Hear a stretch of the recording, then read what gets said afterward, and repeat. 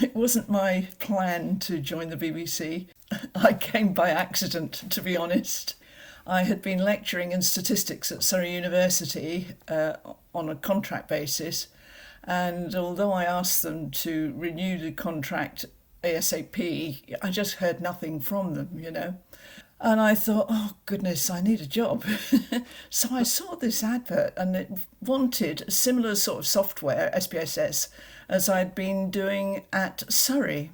I'd been teaching youngsters with this statistical package. So I thought, well, I'll apply for this. And I got notice of an interview on the day that my contract came through from University of Surrey. And I thought, no, I'm on my way here. I'm just going to see what happens. What year was this, Terry? I'm talking 1979. Then I went for the interview. It was all very nice. And I got offered the job. And I said, oh, thanks very much. I'll have a think about that. In that I now had this Surrey University one. And I was living out in Sussex. And I had two children aged 7 and 8. So I was not sure. I didn't realise it, but I just sort of hung on for a little while. The days went by and I hadn't made up my mind and didn't know how I could do it, etc. In the end, Dave Matthew, who was going to be my boss, rang me and said, look, are you taking this job or not? And I said, well, I'm not sure, I live a long way out in West Sussex, etc. He said, come in and have a drink with me after work on Friday. So I went in and we had a chat and it was all very nice. And I told my friend about it and I said, they're very nice and the job is fantastic. I don't know how I can do it. So that Sunday morning, there was a knock on my door. I was still in bed. She came round at 8:30. She said, right, you are going to take this job. I am going to ensure your children are all right. They can come to me. You can do it for 2 or 3 months, see if it works. If not, nothing lost. It's fine, but you've got to take the job. So I rang them up and said I'd take it, and the rest was history. Now, the job was what? Advertised as what?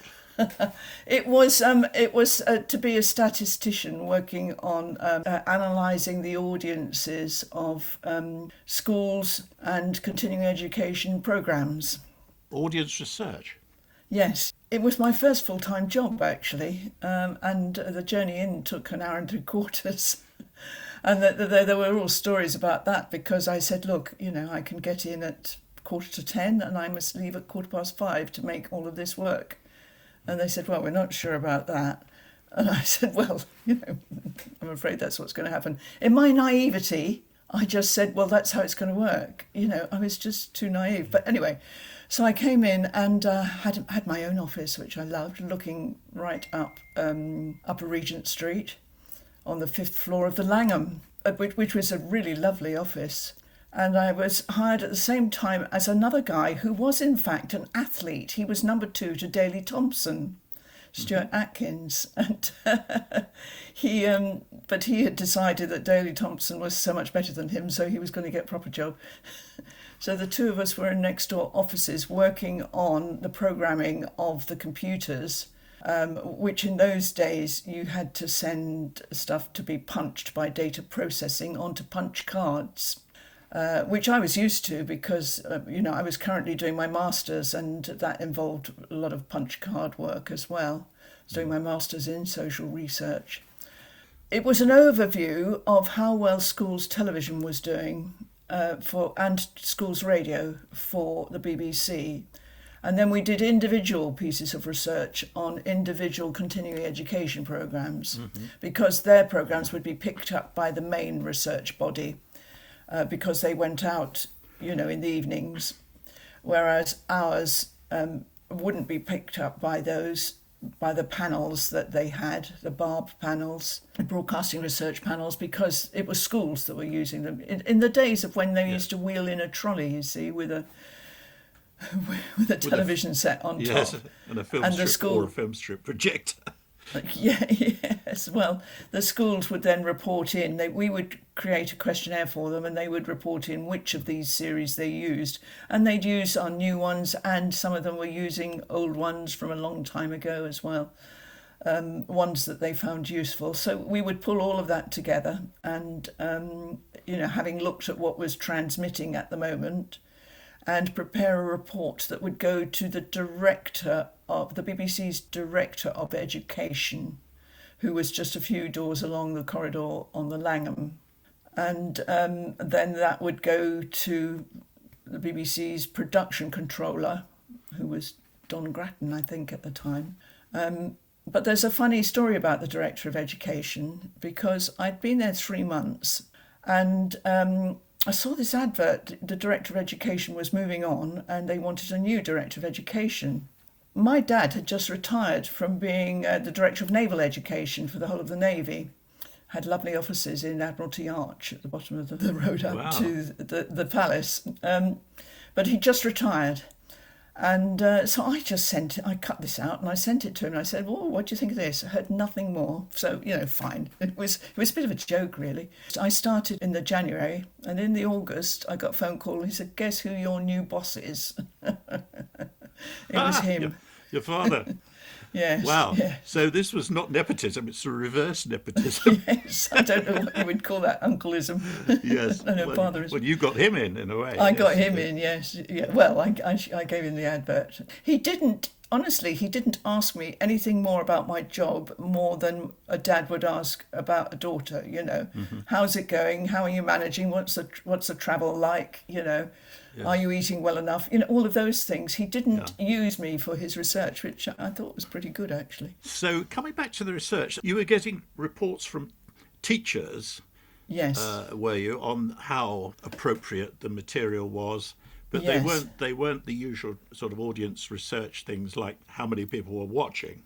But they would have been like that for continuing education, wouldn't they? Well, the results for that tended to go directly to the Controller of Education and the head of departments. We would do the more in-depth stuff. We would do the qualitative stuff for them because they had quantitative, they had numbers already. So we would do the special research, asking selection of individuals, random selection of individuals, whether they watched it, what they thought of it, and how they found it useful. What could the BBC do better? Was it suitable for them as an audience? Those sorts of things. And then we would pull together research on that and present it as another paper. Usually, of course, we got audience figures. It was usually audience too small to measure. And then the reaction index, which was 89 or 90% or something like that. So absolutely, yes. Interesting they were well that they had appreciated. those two things, yeah. So, so this was entirely education? Yes. Right. Okay. And then I was in the queue. I think I'd gone over to Villiers to do a presentation, because Villiers is where the education departments were based. I'd gone over to Villiers to do a presentation on the latest piece of research that we'd done. And so I was in the queue with Sheila Innes behind me. And she said, "Have you ever thought of going in production?" And I said, "Yes, I have." And she said, "Well, let us know when you're interested."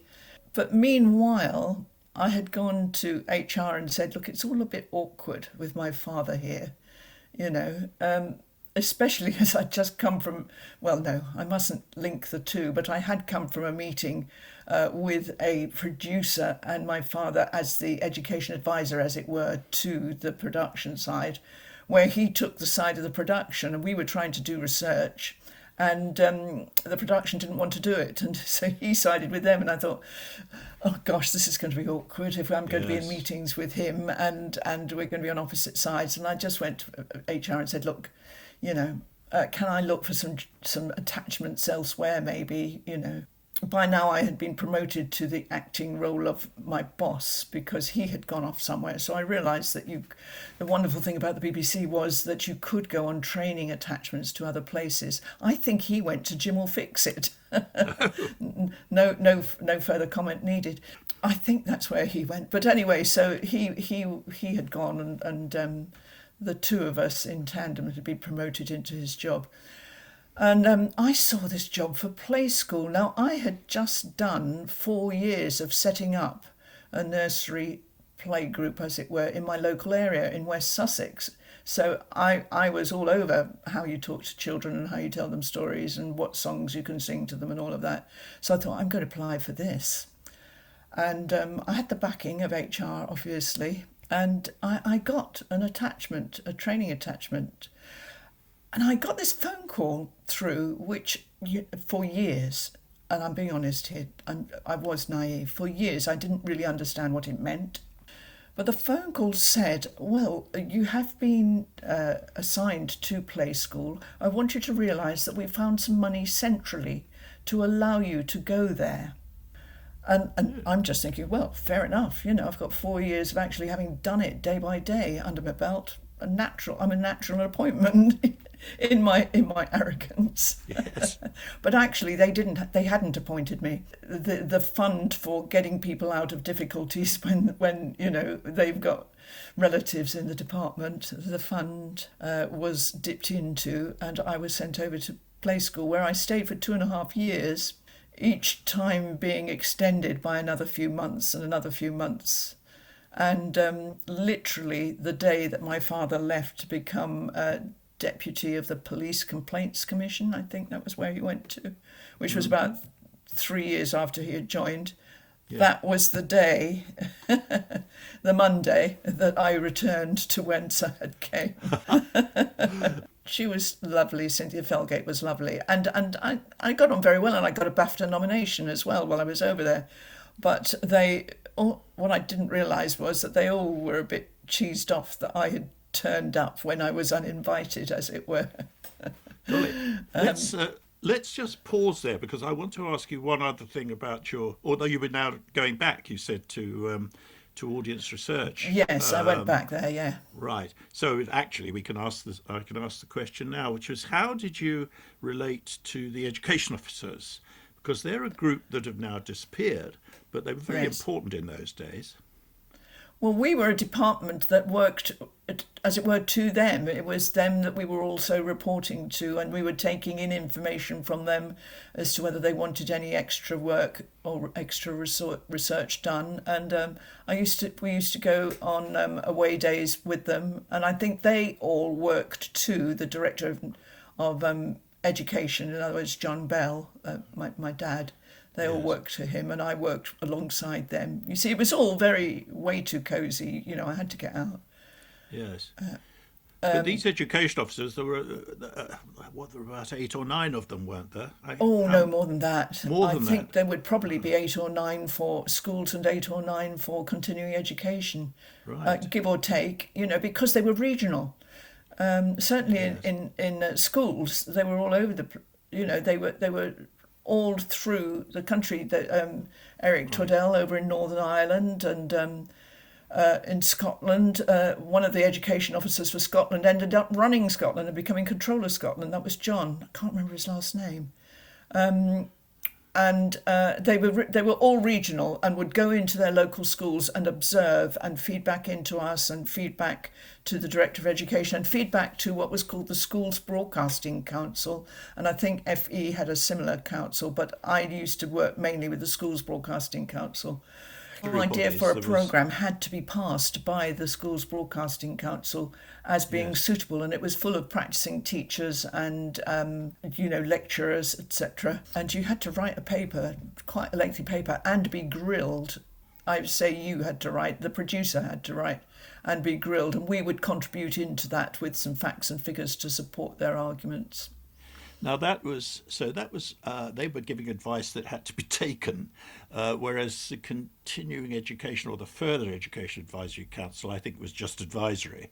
The SBC, I suspect, had more clout. They had a lot of clout, yes. And subsequently, when I had more dealings with them, you really had to make sure you did your homework to be able to process a very important series that you think was worth doing, but you had to convince them. And it had to fit in with the curriculum precisely, presumably. Oh, absolutely. Although, actually, we're going back in time. The curriculum per se was not a national curriculum at the beginning. In the 70s, I remember it was late 70s, early 80s. We were all very shocked to hear that there was going to be a national curriculum. And in fact, I should have checked that date, shouldn't I? But at the beginning, schools were not doing everything according to a set curriculum. No. They were more looking at what the exam boards wanted, as you went further up the schools. Okay. And schools television, obviously you had a lot to do with that later on, was providing material up to what age? It went all the way to, I would say, O level, as it was in the day, GCSE as it became. And such a wide range of programs as well. I mean, famously, they started this the series called Scene, SCENE, which was a series of dramas and documentaries for the 15 and 16-year-olds, very issue-based, and really allowed teachers to discuss social issues. And we got some very good writers to write for that. Well, I say we, that was when I subsequently had moved on. There wasn't a curriculum at that time. I'm talking here late 70s, early 80s, and there was no such thing as a national curriculum. Schools, specifically primary schools, would teach as they thought best for their part of the UK, for their local area. They would teach to the children. They would teach children as opposed to teaching subjects. You can see which side I jumped onto. Well, at the time, we all felt that, it was quite a shock when it was announced at a departmental meeting that this was going to happen. And individual politicians since have done what they need to change that curriculum along the way. And it is now, national for individual nations. Yes, so that, in a sense, put schools' television output into a sort of straitjacket, whereas before, presumably, there was a little bit of variation because you had no fixed national curriculum, and there could be some variation between schools, I imagine, and therefore you had some ability to vary what you produced. Maybe I'm wrong, but that's... But if you look at it from the other perspective, if not all the schools are doing the same thing, then they're not all wanting to watch the same thing, which is provided to support that curriculum. But once everybody's doing dinosaurs and the Tudors or whatever, they all need those resources, and it's not going to be one school wants it and another school wants something else. So you could say it worked well for BBC and ITV as it was at the time. I think it then subsequently moved over to Channel 4. Yes. So, having spoken to Sheila Innes in at Villiers House in the lunch queue, did you decide then to leave audience research and come to Villiers House? Well, I decided to go for another training attachment at Villiers because that's the way in. I decided to go into continuing education as Sheila had been. I think she probably was not running it by then, because we're now talking 3 years later. But I decided to apply for that. And I think actually I went across and asked David Hargreave, have you got any good jobs coming up? And he said, to be honest, you've got to come in the normal way, which is through a training attachment. So I went, that's fine for me. And I came in on a training attachment and, I passed all the interviews, etc., and got handed a 6-part series that hadn't been finished and told to finish it. So there was some training involved in that I'd done all studio with Play School, and this was now a film series. So I was training, as it were, in how to pull together a film series that was 3/4 made but not finished because the producer had moved up north to Leeds, I think, and they needed somebody who understood a bit about IT, which of course I did, having been, programming computers at Surrey and sorting out the issues when I was doing the research for schools, because I had to write a complete paper as to why we shouldn't have to be using punch cards anymore. When I was over in audience research for schools, I had to write a full paper on that, and I had people come over and investigate me and say, why would you want to have a keyboard? Surely punch cards work just as well. And I had to have so I got involved in the upgrading of the department to be able to have its own remote terminal. That was late 70s, though, wasn't it? Or Yeah, early, yeah, that very, well, very early 80s, yes. yeah, yes, yes. But I had a similar discussion in the late 80s actually, which I can tell you about once I moved into schools. But Yes. so when I came to continue education, I came to finish off a series, which did not take too long. So I then got moved across to this brand spanking new full series called Microlive, which was very exciting. It was part of the computer literacy project, but the main thing about it was that it was going to be live. And the little logo for the computer literacy project was an owl. So the opening titles to Microlive was stupendous. It was a real live owl, as it were, flying through the air and settling next to the logo of Microlive. The music to that, which I find from time to time on YouTube, can still make my heart race, because I was a studio director, so that was the job that I eventually got put into. Well, I think I did the probably the third or fourth. They decided they would then trust me with it, given that I was a newbie, you know. I'm interested in how you started directing studios. I mean, did you go on the training course on the? Oh no, no. Right. Over in children's, Yes. you just watched. And you wrote the scripts. We all wrote the scripts, and when I first went to children's to sort of get their money's worth out of me, as it were, they made me just do research for them the first 3 months, because that's where I'd come from. And they said, okay, for the second 3 months, which it was only 6 months at the time, we'll let you do stuff. So they let me write, and then as soon as you'd written, you were allowed to direct it. So I had no idea what I was doing, except that I'd watched other people, and people said to me, well, that didn't look very good. And I thought, tell me why. And they said, well, if you can't see why, you haven't got the knack, so you shouldn't be doing it, was what one of my colleagues said to me. So Right. they believed that directing was something that came naturally to you, you know. And if it didn't come naturally to you, you shouldn't be doing it. But I ended up directing, I've lost track of how many, I don't know, 30, 40, 50 play schools, which were done as live.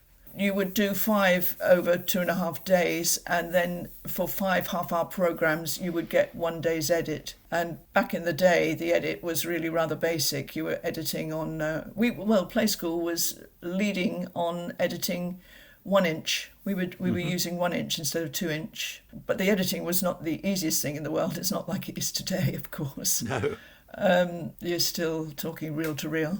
Reel to reel, yes, rather than splicing, which was the 2 inch stuff. Who were you dealing with in terms of dealing with actors and presenters and so on? The usual crowd. Floella Benjamin, who I still see from time to time, because she's very involved with the Royal Television Society, which I am too.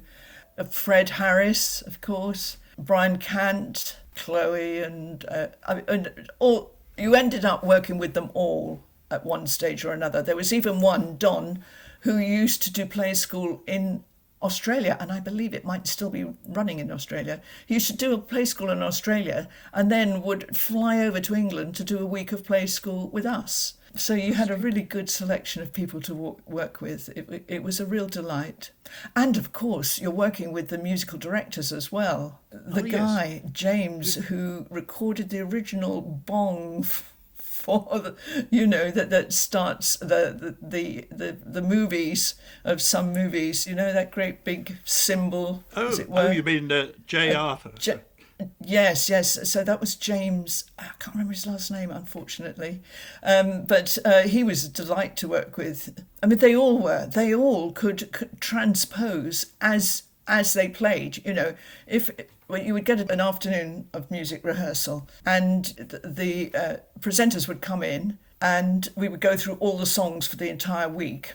And if the keys didn't work, they would just say, well, what about this? What about this? What about... And then they would just read the music, but transpose it as they went. They were all brilliant musical directors, and it was an absolute pleasure to work with them. Yes, real pros. That's something, isn't it? Yes. Yes. Right, so that was useful experience, I suspect, for later on. Yes. So when I started on Microlive, the fact that it was live was not that bad, considering you were not meant to stop the recording for Play School, which I had done many of. The thing is, it was lasting an hour, but there was lots of VTs being played in, etc. And you had a really good team around you. You've got to keep going, come what may. Absolutely, yes. And you had a very good producer behind you and a really good series producer behind you in the gallery, so that was all good.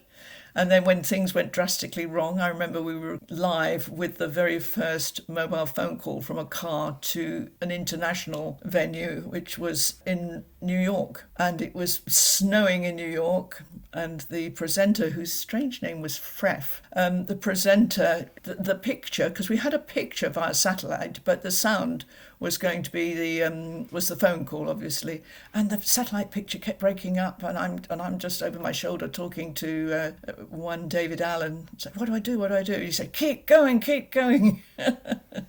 So we didn't cut away, and it was very funny. But the car we were in at this end, driving round the circle of TV Centre, was Leslie Judd in a C5. So a C5, long since gone, but mobile telephony has moved into something amazing since. But remember this week, because Clive Sinclair died this week. Was it this week? Yes. Let's go back. You're on a live programme and something happens which delays things, but you've got to come out on at the end of 30 minutes or an hour or whatever it is. So how was that done? Well, that is where you are relying on wonderful presenters and a wonderful PA. I think in those days was called a producer's assistant.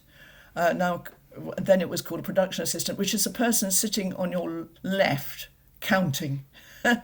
They are still vital to people doing live shows. Yes. They will tell you how much time you've got for this, and they can talk over the talk back to the presenters. So if you've got 1 minute at the end and you were meant to have only 15 seconds, but something happened and everything went a bit short, etc., you've got presenters who can schmooze and will hear the count in their ears, from the gallery, and will come out bang on the time. And the funny thing is that now I do live radio shows for Radio Marsden, the Royal Marsden Hospital, and I love the fact that I can come out on time. And it's from the training from the wonderful PAs, people like Kristen Mason, who taught me more than I dare confess to. She's done one of our recordings. Has she? That's yes. Good. Yes, she has. Oh, she was great. Terrific. Yes. So, do you talk to the network? Do you have contact with the network? After all, you're on BBC Two, I suppose. What was this, early evening? That sort of time? Yes, early evening. We would try, if we needed to run over by a few seconds, but the network would, they're law unto themselves. They say, look, you want 10 seconds? We'll give you 4. It's not the easiest thing in the world. And of course, we had somebody who had worked on the network who joined the team as we progressed through Micro Live, and he was saying, well, what do you expect? They've got a whole channel to run. You're just one program within all of them. So yes. It was very exciting just before you went live, because up on the screen in front of you would be network out. It would be what the network is seeing. And then all of a sudden, it was your programme that the network was seeing. And that was always very exciting.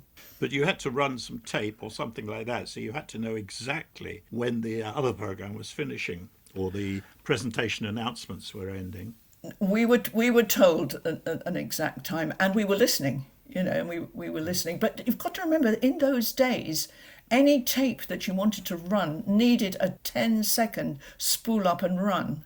It's not like now where you can press a button and stuff starts playing. So there was a count. There were people in the gallery who seemed to spend the whole time counting from 1 to 10 and backwards. Everything was counting. And funnily enough, my daughter does live shows now. And she was telling me the story of a PA who'd got the numbers wrong on a really important live show that she was doing. And she was having to redo the numbers in her head as the executive producer over the shoulder, saying how stressful that is. So those people who are tracking the time, I mean, you highlight it most correctly, tracking the timing of everything is vital on a live show, especially one that lasts an hour, because there's so much opportunity in items within an hour for them to come up a little bit short or to be a little bit long. And so whilst you're playing in something that was pre-recorded, a VT or a film, I remember we were also playing in films in those days, those are quick calculations being done all round to work out whether we've got to bring in the next item a little bit short or let it stretch a little bit, etc.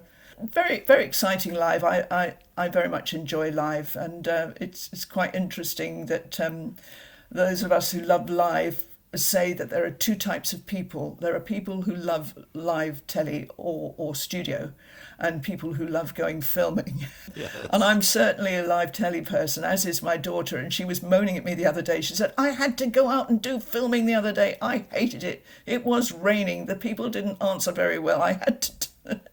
Well, you come away feeling really fed up, whereas when a live show goes out and you come away feeling elated. Absolutely. So she's a live studio person as well as me. One thing I never understood was why somebody in the BBC didn't invent a calculator that added up minutes and seconds, because it's not decimal and it becomes very difficult to do if you're dealing in 60s. Yes, absolutely. Well, now, of course, if you've got a spreadsheet, you can change the spreadsheet as you go along. But yes, a nice little calculator, a little gizmo, would have been very valuable, wouldn't it? Yes. I was asked by one of our other contributors to ask you what it was like being a woman in the BBC, because it was predominantly male. Yes. You know, it wasn't equal opportunities in those days, although there were a lot of very powerful women in the BBC. Yes. But what's your experience? I suppose because of my naivety that I spoke about earlier, and the fact that I expected things to get done and that I was a single parent, I managed to be what a lot of people might have called difficult, how I spoke out. And so I was probably able to progress okay, but of course that would make you some enemies from time to time. Yes. And people would feel, as you know, people sometimes think a woman who speaks out is a pain rather than just being somebody who has some opinions are as valid as other people. I mean, I remember once I complained to a nameless director of television, I won't throw him in it, about being at an event on the second floor lounge, and one of his management team had put his arm around my waist and given me a cuddle and talked about such and such, and I went and I said, look, I don't approve of that, thank you very much, I don't want that. And I said, I want to take that a bit further. And he went, no, you can't take that further. You can't do that. Just go and speak to him and tell him that you didn't like it. So I went and spoke to him, and of course he said he didn't remember even doing it. There's that sort of thing. Certainly, once I had the position to do it, immediately started putting in place things that made life easier for women, and it tended to be women, although it wasn't always women, like having part-time work available, etc. Because right back in the beginning, when the only way I can cope with these 1 3/4 hour journeys to and from the BBC, I did move eventually, obviously. You know, I told you I had to come in at 10:15 and leave at 5:15. I said, it's fine, I'll work through my lunch break. It's fine. You will get good work from me. And I was told no, but I just did it anyway, you see. It was either that or I had to leave the job, and they were perfectly happy with the work I was doing. So, but subsequently, when I got into a position where I could do it, I offered anybody part-time work that wanted it. And actually, now that was quite funny, because when I was shortly after I moved on from Micro Live, I had my own series called Electric Avenue, which was 10 30-minute films about the changes in the workplace brought about by IIT. And I said, look, there's somebody who wants to be a part-time assistant on this, and I'm perfectly happy to have someone being part-time. And they said, right, you can have someone part-time, but they didn't give me another person part-time to make up to a full one. I just had to deal with someone being part-time. And we managed, of course. But back in the day was, oh, if you want that, you just jolly well cope with it, you know. So there was a little bit of that. Did you find any difficulty working with crews? No.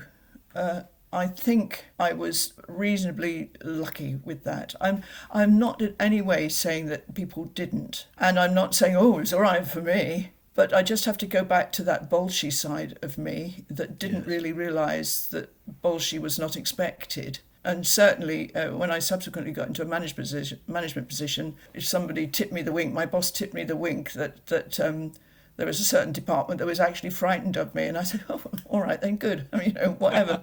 I can tell you that story a bit later if you want. I was lucky, and the thing that we have to realise is not everybody comes in with those tools at hand, you know.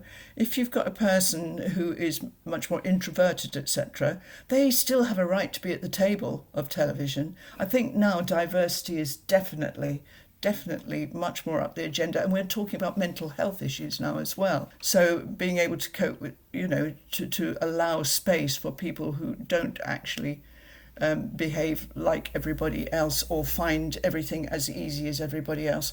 I have to confess that back in the day, I liked to hire people who were a bit like me.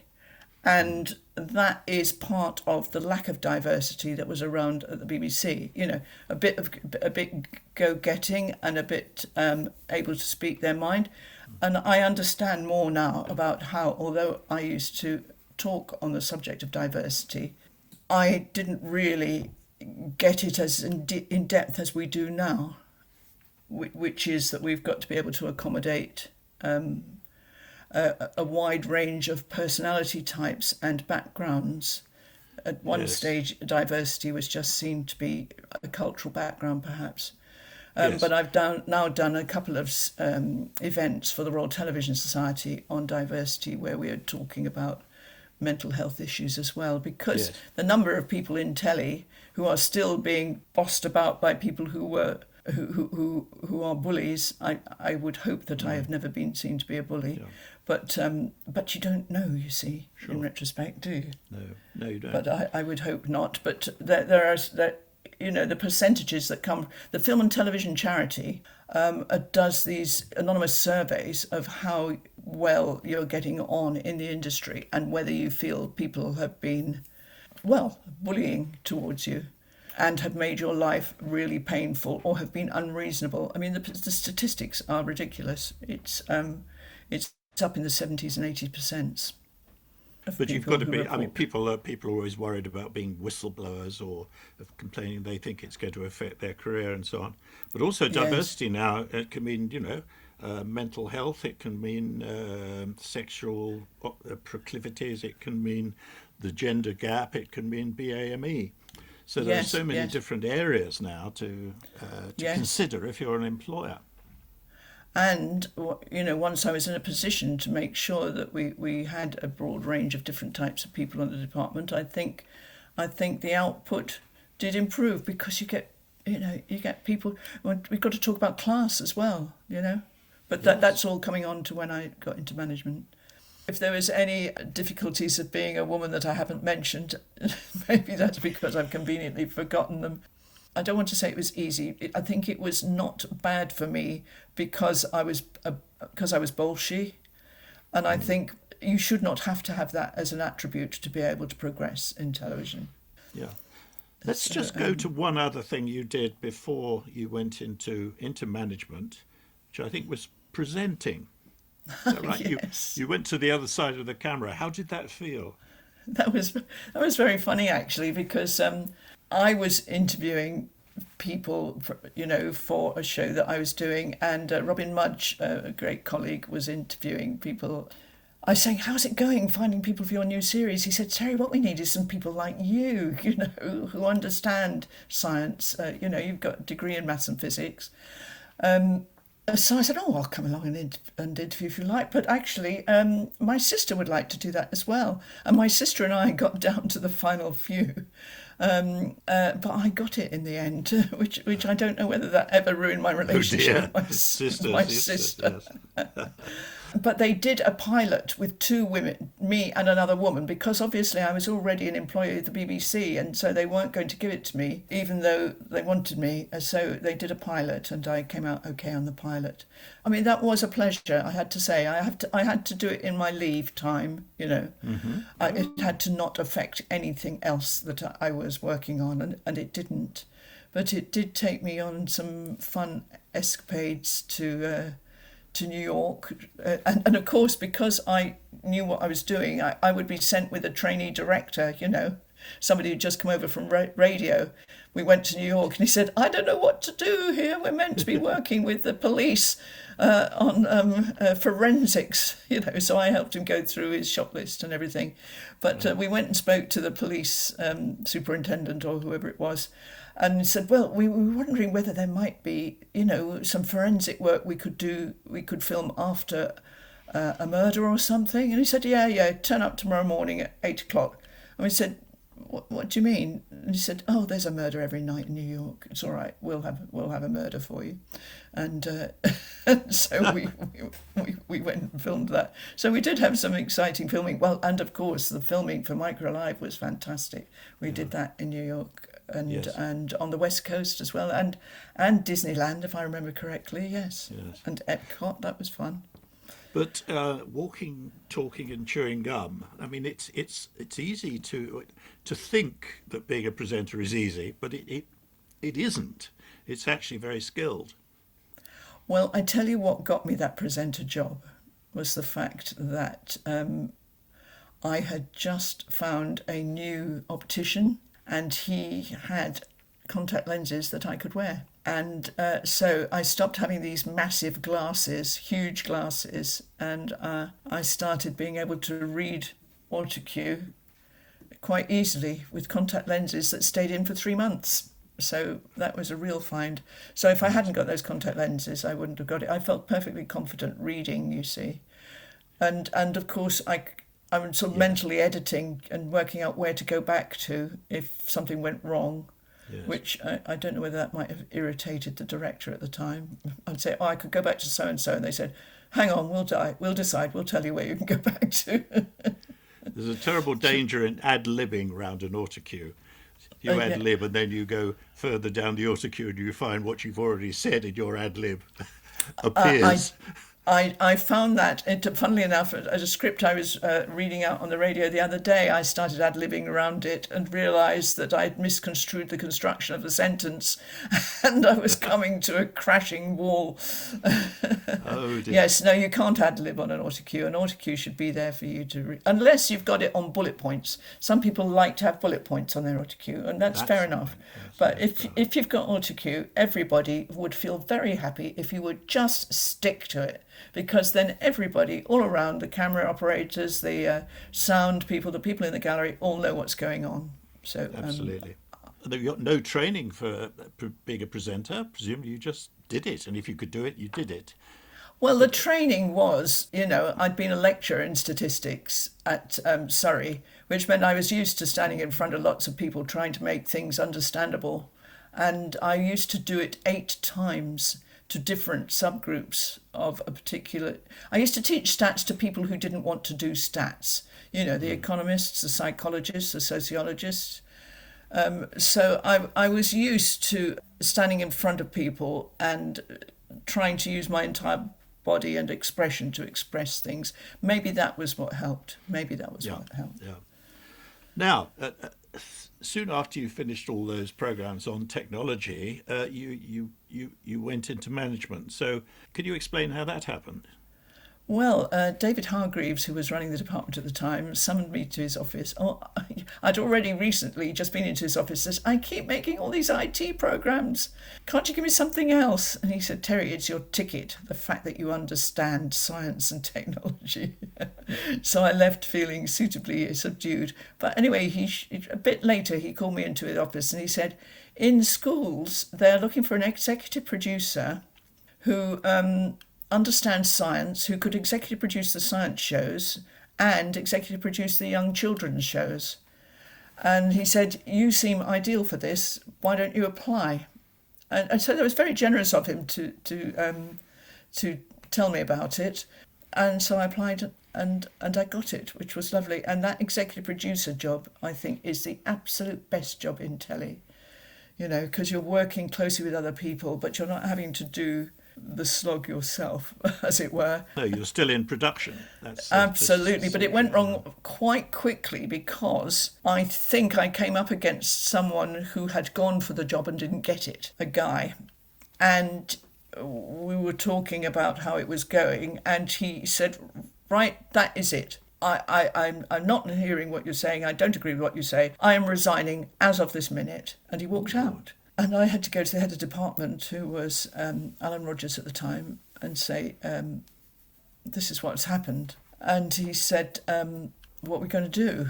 And I said, "Well, to be honest, I think we should accept his resignation because somebody who does that is not going to be the easiest person to work with." So that meant that series didn't have a series producer, which meant that everybody had to shuffle around. And long story short, I ended up directing quite a lot of it during a camera operator's strike in Wales, because it was a back-to-back in Welsh and English. And so I ended up getting really down and dirty when I should be executive producing and just being invited into cutting rooms to give my opinion. So that was quite hairy going. So Alan Rogers, as head of department, presumably retired or something like that, and then you took over, is that right? He moved on to run continuing education. I said I would apply for it, and I subsequently heard that he had recommended that I got it. And that was all a bit strange, because I'd only been a producer for a couple of years and an executive producer for 9 months. And, it wasn't that long since I'd been a trainee. Now you're in management. It's a completely different world, presumably. A completely different world, but I think because I'd had a reasonable background of managing other things in my life, so I didn't come as a 21-year-old, I came as a 32-year-old. Well, the very first management meeting, the very first departmental meeting was, I said, "Anybody who wants to go part-time, come and see me in my office. We will make sure that we can accommodate you one way or the other." And we had somebody who wanted to do 9 months of the year, and then 3 months of the year she wanted to be painting flowers in Africa. So we paid her 3/4 of her salary all year, and told her she had to do the 9 months before she could have the 3 months. And she was very happy with that. We had various people doing job shares, and a guy who wanted to be part-time. And then I was able to start looking for training attachments that were focused on, people from different class backgrounds to what was in the department, or people from different cultural backgrounds. And those people, moved on to be executive producers or run their own companies in subsequent life. So they really benefited from the opportunities they had, That's very advanced. How did the rest of BBC management take to that very open, very flexible management style? I tell you what, not a lot of them paid much attention to BBC schools at the time, and I until John Burt came along, and I had to do all of these presentations, and you had to prepare all these documents for him because of producer choice, etc. But for the first couple of years, nobody really took much notice, as long as we put out really good programmes and fulfilled our remit. Nobody really knew, I don't think. Yeah. It's an interesting question that you ask, because conversely, I wasn't shouting about it necessarily to too many people until I got asked to start to run. They used to do training days in the second floor lounge, the bridge lounge, and I used to talk on those diversity days. Right. Although management may not have noticed, HR would have noticed. And they must have been very supportive. Well, nobody complained to Nobody me. complained. The job was done. The budget wasn't exceeded, presumably, and Yes, that was that. Yes. yes. The department was happy, they liked it. Yeah. Yeah.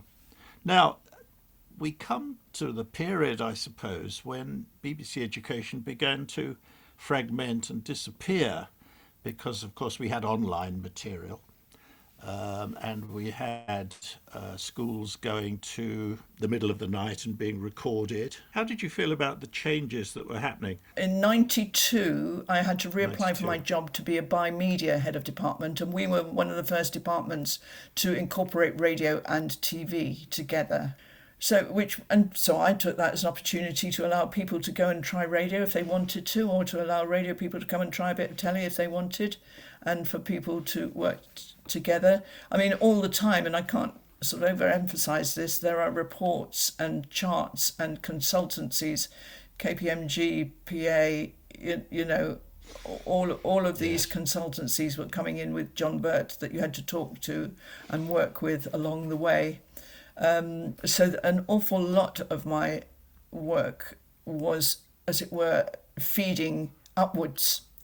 And I had a really, really good team of executive producers, and I was able to become involved perhaps in the programme making from time to time. I would have an opinion on something. Oh, yeah, there's a funny story there. When I was an executive producer, I was executive producing the BBC's new primary school sex education series. Obviously, the head of department wanted to see absolutely everything that we were doing and the scripts along the way, etc. And I was working with Karina Marchant, who is a deaf producer. That was a great opportunity to work with her. She was so talented, and she would write the most amazing scripts. And we won the City of Basel Prize for it. But there was one image, and it was just a line drawing, a really rather cute line drawing, that Alan said, "We're not having that in, please take that out." Within weeks, I became head of department, and I went into the edit and personally put it back in. Discretion prevents me from asking what it was. Well, you but I know can what it probably would have guess. been a picture of, don't Yes, you? yes, quite. But that was funny. I think it's nice to talk about the fact that I worked with Rodney Baker Bates, who was head of finance and the board member for finance and technology, because he put me in charge of as being the official sponsor, as it were, of the project. I would chair the meetings to get the BBC to one uniform desktop, because we Oh, in our department, and this was a story I alluded to but I didn't mention, back in 1990, we were going to go and be a Novell network with Windows, with Microsoft. And over in the science department, they were all Apple. So when I yes. was putting in the bid to be the prototype for the Windows and Novell, we went through what we wanted, and I had somebody from IT came to see me and said, "Look, we're not going to give you email. That's pointless. You're all on the same corridor. Why would you want email? You've got a perfectly good system in place." And I said, "It's obvious that we're going to have email. I mean, we were talking to each other via the equivalent of email, 7 years previously when I was on Micro Live." Yes. I think it was called, it wasn't Prestel, it was called, it was something that BT ran, wasn't it? An email system. But I'd been using that Oh, sort of yes. system for a long time. Telecom And so Gold, BBC. Telecom Yes. Gold, that was it, yes. And so I said, "No, we'll have to have email." So I then had to write another paper about why we wanted email. Fortunately, we got email. And so our department became the prototype, to the extent that we worked out the templates, we worked out the ways of training, we worked out everything, and got the whole department trained up, and the department moved on to it fairly seamlessly. And having done that, Rodney Baker Bates, who had come in as the head of technology and finance, said, "Would I oversee that being rolled out to the rest of the BBC?" So that was a really interesting enterprise, and that was also round about the time that we were having producer choice, which meant that I then decided that we wouldn't have our IT support supplied by the BBC. We would have an external company of 2 or 3 young lads who were really hot, would provide us with their support, and whereupon the IT department had me in their gun sights to get me back, and they were the ones who said they were a bit feared of me because I mean, both Rodney Baker-Bates and I both agreed that IT does not decide what you can and can't have. IT delivers to the strategic decisions you make as to what you need by way of information technology support. They deliver, they advise, they can say we're not quite sure that whether this is going to work for you, but actually it's their job to deliver and to manage the process in a seamless way and in a way that makes everybody feel completely at home with the software that they're working with. And so I was on some major board level committee as well for IT as well, which was all very interesting. Right. I really enjoyed all of that side of it as well. So you made your mark in the BBC desktop. I remember we used to think that some of the IT support that we had was from program prevention officers. Yes. Oh, yes. Well, we were lucky, you see, because we had another department providing it to us, which we could under the whole producer choice thing. I don't know if you've had many people talk about producer choice, but that featured very disparagingly. Well, the thing is, the idea was right. It might not have been implemented in the exact best way, but the idea that you had no idea about how much things cost and how much time you were wasting by going and have a pub lunch for 2 hours in the middle of a filming day, which is how it used to be, let us be fair. So finding out how much things cost, I think, was very important. However, allowing outside agencies to underbid internal suppliers to the extent that the internal suppliers almost end up going out of business was perhaps not the best way to do it. And who knows what could have been a better way. But I used to train people in producer choice in the second floor Bridge Lounge. I used to run days with John Lightfoot. Do you remember John Lightfoot? Yes, I do. John Lightfoot and I would do a double act. So he from the resources side and me from the production side. So I was somebody who could see the value of it, but might not necessarily agree with every way it was implemented. Outside agencies making a point of trying to undercut the BBC internal suppliers was going to be a natural result. I don't think anybody foresaw that being a way to lose valuable personnel from the BBC. Things like the costume department just went, didn't it, overnight? Yes. And was that right? Okay. Was the writing on the wall for educational broadcasting at that time? Well, my leaving the BBC was part of the writing on the wall because a new controller of education had come in. I got to the final interview stage for that job, which was very exciting. I found the booklet where I did all the preparation work the other day. It's page and page after preparation. Oh, there's a good story about that. I went and spoke to all the people on the Board of Management for that interview, for this new replacement for Ivor Gwyn Jones to run all of education. And I was speaking to the Deputy Director General, whose name I very conveniently have forgotten. And I was asking him about channels and etc. Was the BBC going to be moving into more channels? And I think this was the only real example of rubbish sexism that I had. And he said, "Terry, leave all that work about channels to the big boys, will you please?" Ooh. And red rag to a bull, I imagine. Well, I smiled, obviously. He's Deputy Director General. But what excited me is that the job when I left the BBC was Vice President of European Programming for an American channel, which had a number of channels. And we also broadcasted into South Africa as well. So, I should have sent him an email, shouldn't I, and said, ha, ha, ha. I am now running channels. Yeah. So tell us how you came to leave and how you got involved with the RTS, because Yes, that's very all a important now. similar sort of timings. I think I came to leave because although I got through the interview with David Hatch, the lovely David Hatch, who did all the, who honed the number of people down to get that job of control of education there were a number of us that then didn't get a final interview. There was only 3 final interviews given, one of whom was somebody from BBC Television, and the other 2 were outsiders. Not naming names, that person got it and had lots of different ideas and was not sure that I was the right person to be in the job. And I thought, well, if that's the case, I think I might. And I think she was thinking to reorganise then. So I said, I think I will be leaving. And HR came and spoke to me, and we were looking at the terms. It would be voluntary redundancy, evidently, and I said, well, I'm 48, I'm still young, plenty of things to go on to. And he said, ho, that's what they all say. And I said, that's going to cost you. And it did. And I got a very good deal, yes.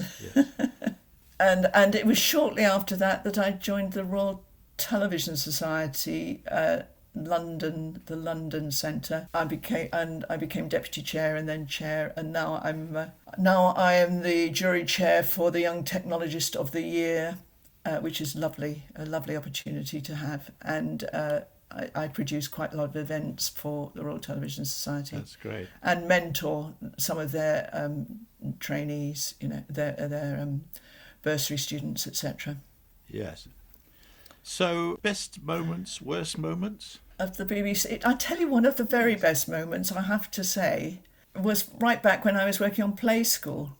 And the notice went up on the notice board that Play School had been nominated for a BAFTA, and my programme was the one that was going to be submitted. And I thought at the time, nobody will ever take that away from me, the feeling that I've got right this minute. It was a lovely, lovely feeling.